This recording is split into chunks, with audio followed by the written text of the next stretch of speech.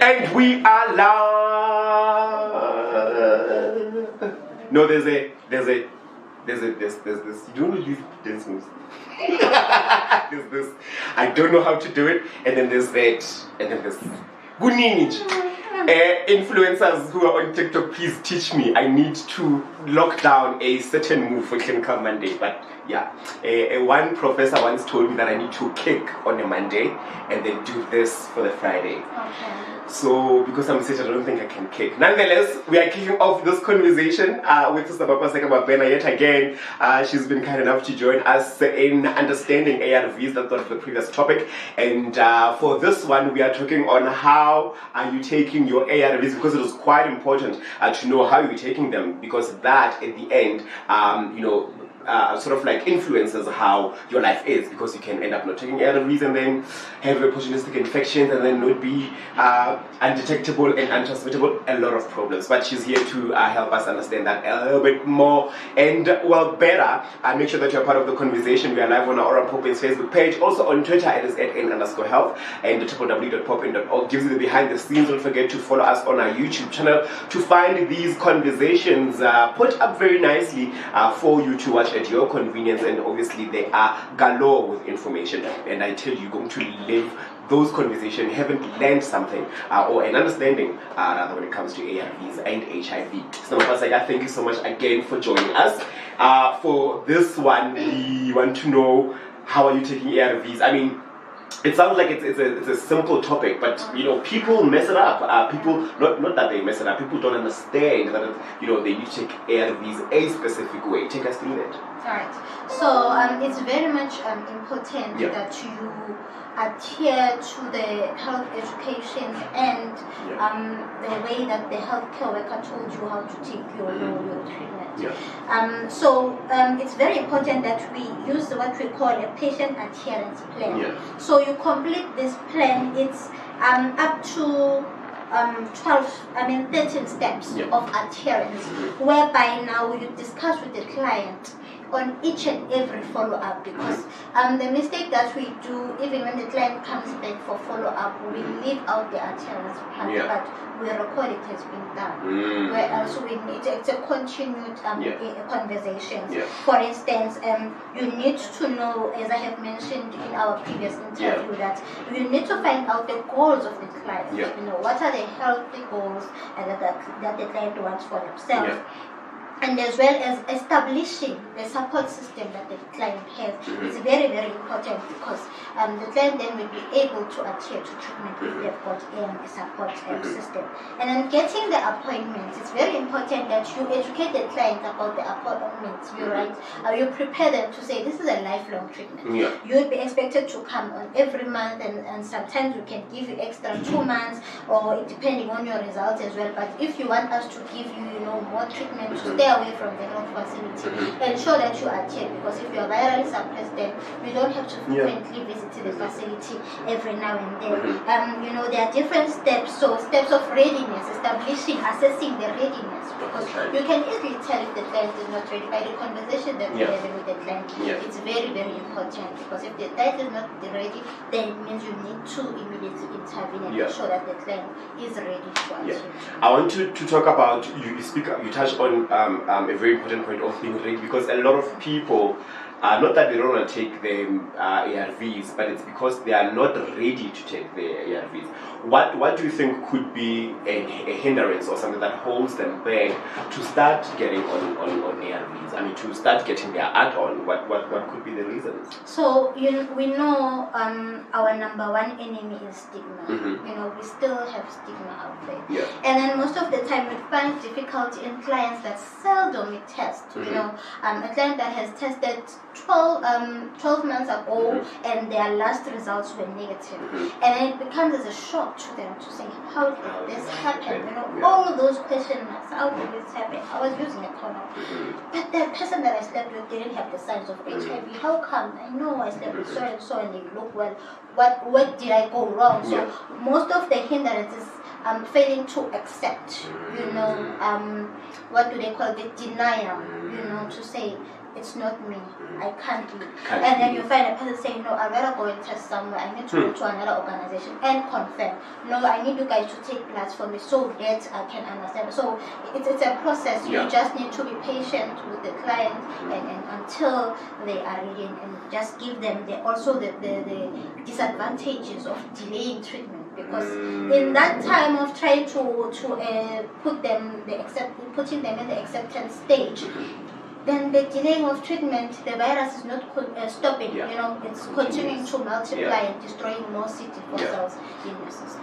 I want to talk about the education because I think it is quite important that clients are educated. Actually, the public in general gets educated. How do we actively educate individuals on HIV, including opportunistic infections, which I want us to also touch on that just briefly. But how do we actively educate individuals when it comes to HIV? So I think it starts with individuals that are infected as well, because it's your duty as an individual to go there to your family and educate them. Yeah. Because sometimes I believe that stigma is due to the lack of knowledge. If people are knowledgeable, then we will be able to reduce the amount of stigma that the HIV people are facing. So it's very important, as well as getting it out there, educating people that you can talk about HIV just like any other illnesses, chronic illnesses, which include your hypertension, epilepsy, diabetes, and so forth. It's part of the chronic disease. Why be afraid to talk about it? So that is why we even have challenges even with the PrEP, PrEP. Because simply because it's an ARV, and then a person starts to, So we need to ensure that we educate the community out there. Let us put it in their faces, television, as much as we advertise, for instance, clientele. You can never finish a program without saying clientele.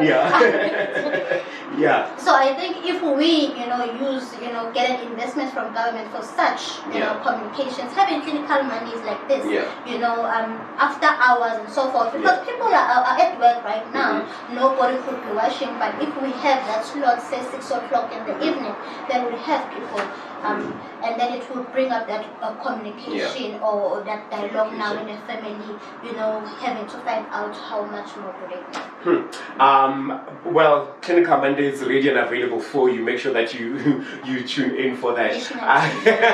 Of course, we are definitely coming. And I wanted to talk about opportunistic infections.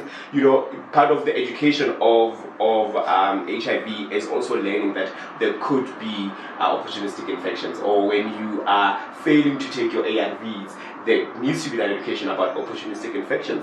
Let's talk about that. What are opportunistic infections? Right. So opportunistic infections are the infections that one would have if they are immunocompromised. We know that it's normal for one to have flu, and then you go and get your treatment, you rest and whatever, and then you heal, you are fine, you need to continue with your day. But then we have those recurrent now infections. That is when now we start to worry, to say, but you were here last month, the same condition, and you come back again, and instead of getting better, you're getting worse. And then that could be also a sign for an individual to go and test, because you need to exclude, do all the diagnostic tests to ensure that HIV is not part of what is bothering you. So, and another number one killer opportunistic infection that people tend to ignore is TB. TB is very much dangerous, and I'm glad now, because with the Department of Health, you are able to even diagnose TB using the urine, because in the previous years we would wait for one to have sputum, and the person would say, but I have dry cough and so forth. So immediately when the person has tested HIV positive, it's very important that we also diagnose them and test for TB to ensure that we treat them, as a yes. I got you. Opportunistic infections, because you spoke about adherence, and this is how you need to take your ARVs, and stuff like that. But if you're not taking your ARVs, you could potentially get these opportunistic infections. where in the HIV, at which stage, I want to put it like that, at which stage of the HIV does one have the opportunistic infections, and what would have then happened for them to be infected with those infections? Right, so it's at the stage where now you are not taking treatment. Number one, you've been diagnosed with HIV, you are delaying treatment initiation. Number two, it's somebody that is defaulting on treatment. Then you're giving the opportunistic infections a chance. Continuing not using condom, reinfection as well.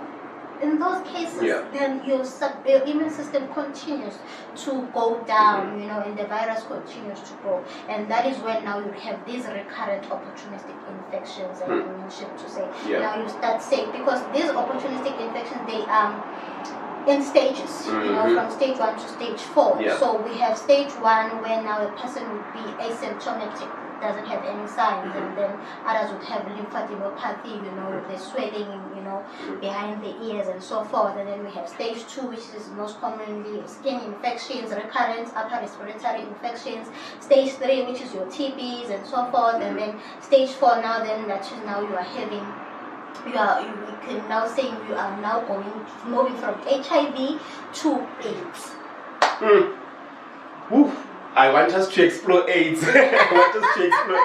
And what then happens, how then the opportunistic infections contribute to that. But we are inviting you to be part of this conversation on all our social media platforms. We are at N_health on Twitter and also on Facebook Oram Pop In. That's where most of the conversations happen. Online, we are on YouTube. It is Oram Pop In. Find the series of our conversations there. And we've been speaking about ARVs and HIV.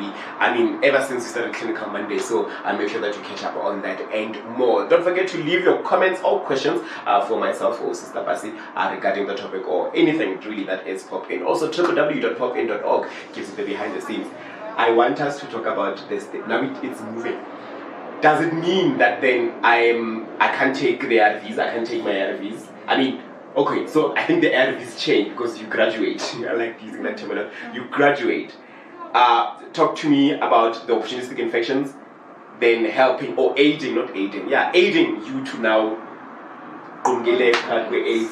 Right. So the main reason why we put people on treatment is for us to prevent the one getting moving from HIV to AIDS, right? Because we know that if you are diagnosed early, then there's more chances for you to survive and live longer.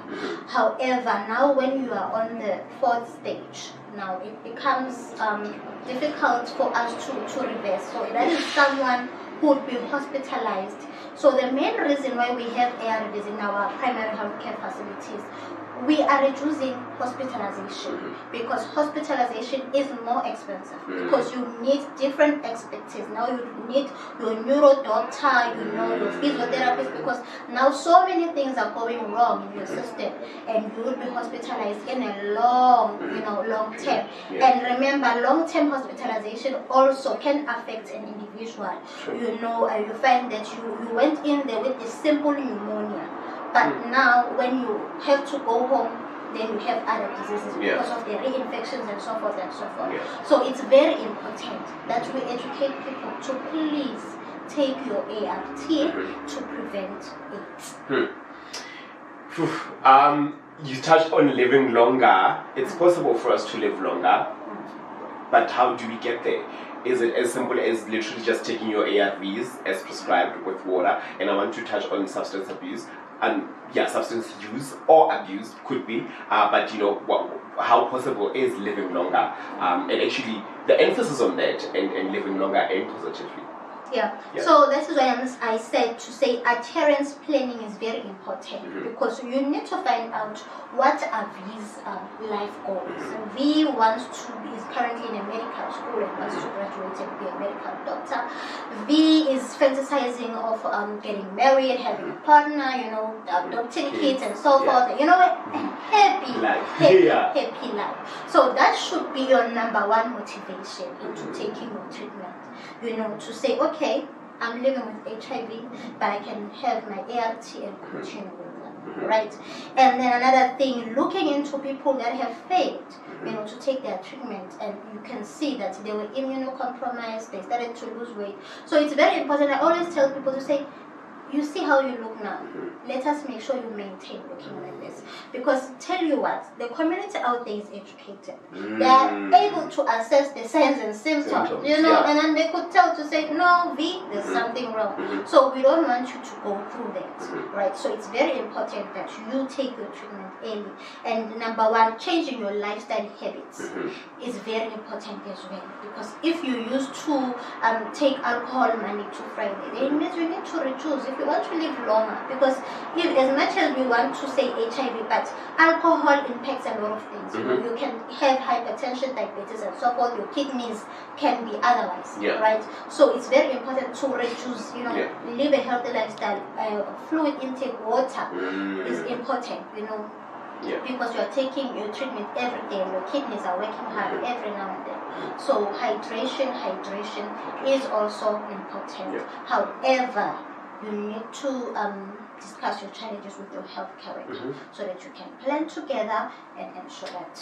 You got here. Last question is going to bring us to the front of going to move to the front of the conversation on what determines that a patient is ready to take their ARVs, and they have the literacy, they have all that like you said, they know the signs and symptoms, they know what the treatment is.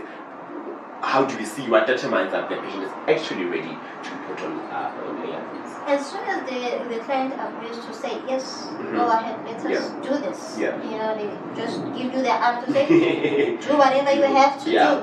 Then that is when now you are able to determine to say, okay, this client is ready. But you don't take it lightly, because sometimes during your conversation, the client might be calm and relaxed. But then there are those after flashbacks, when you get home to say, but how come? So that is why it's very important, even after 7 days of initiation, you follow up this client and find out how they are doing. And then if they need to come and see you, set up an appointment and do that. Because, it's not an easy thing to tell, because remember, it's part of your mental health. So mental health screening is very important as well, finding out if the client has had a history of depression and so forth, because you can leave a person happy right now, and then when they get home, they commit suicide, and you didn't do a mental health screening to find out if there are any challenges. Most definitely. Listen, men, get your art on. If you've been, or if you just found out that you're HIV positive, there's definitely life after that. There are goals. You can get married and live a longer life. You can actually travel the world, get to see the places that you've always wanted to see, live a healthy life, become that doctor, become that designer, become that whatever that you wanted to become, that is actually possible on the other side of HIV. Stapa, thank you so much for your time. I want us to, in closing, as we sum up, when is Pop-In open, where can people go to find out more information about ARVs, things and stuff like that. Right, so Oran Pop-In, the Captain Park side is open Monday to Friday from 8 o'clock to 4:30. Then on Saturdays we are open from 8 o'clock to 1 o'clock. However, we are also available on outreach within the community. You can just contact us, and then we will let you know where we are. And then we also have gender affirming healthcare. Please come through. We have a high number of transgender women coming through, and we're testing them, putting them on treatment, which is a good thing as well. So Listen, we'll see you when you pop in, but besides that, I'm going to see you next week Monday as we discuss yet another clinical Monday, or another clinical topic with yet another clinician. Thank you so much for streaming. Happy Monday. Bye.